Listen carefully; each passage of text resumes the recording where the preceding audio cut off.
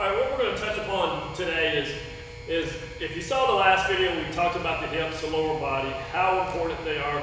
So we're going to take it a step further, and we're going to discuss early momentum. Early momentum, in my opinion, is something that a lot of pitchers miss out with. And there's several things that can attribute to that. The first thing that we're going to talk about, let's start with the lower body since that's where we finished last time.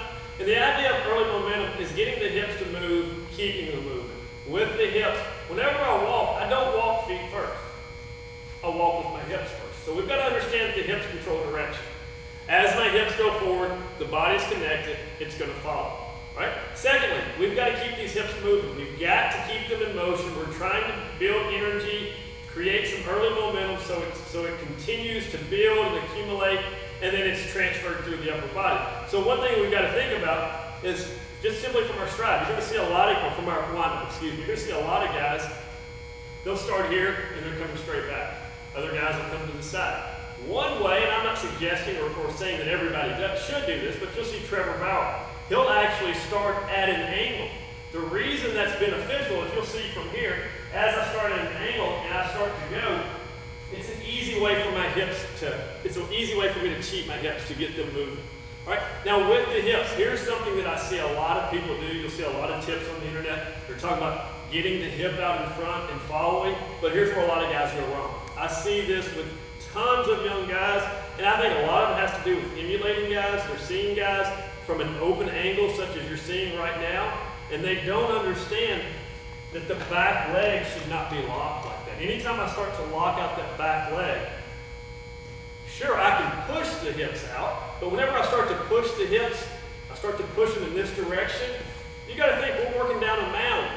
So if the mound gravity, we're working down and I'm pushing the hips this way, you're going to see the front foot start to crash. So guys will be here, you're going to go here, they're pushing the hips, the back leg is locked, you're going to see those guys start to crash. Not a good position. Again, we're trying to project the hips. So how we've got to do that, we mentioned in the last video, take off your shoes, get a feel for that. First of all, we've got to have some bend in the back leg.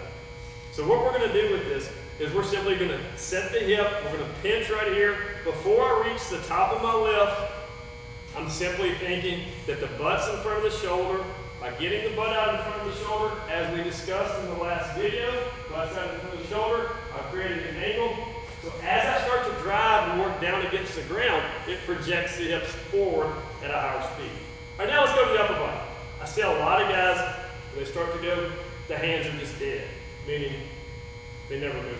Or you'll see guys up here, they're stiff. We want to prep the upper body up. The chest, the back, very important part of throwing. We want to stay loose. Loose muscles are faster muscles, as you heard Hunter mention in the last video. So here's a good way to visualize this. If you've ever watched the X Games with the guys on the skateboard, they start down one hill off that ramp to get to the other. They're trying to build some momentum. We want to think about it the same way. So maybe we need to look at it a little bit differently. I think a lot of guys are guilty of thinking the throw actually starts here. That's not the case. It's early momentum. We want to think loose. We're trying everything in our power to take advantage of early momentum, to get it moving faster. So one way to do that is to actually get the hands moving up and down. And with this, maybe you exaggerate. Maybe you try this in your drills. Maybe you over-exaggerate it a little bit. But as the leg goes up, so do the hands. One, it's a sense of timing. Two, as I start to go up, now when I start to break, I'm thinking that the throw starts while my hand's still in the glove. As I'm here, how fast can I get the arm moving out of the glove? I want to speed up out of the glove. So many guys that I see, you'll watch videos, they're very slow out of the glove, and then they're trying to be aggressive late. So the difference, how I would phrase that, think throw fast early versus hard late.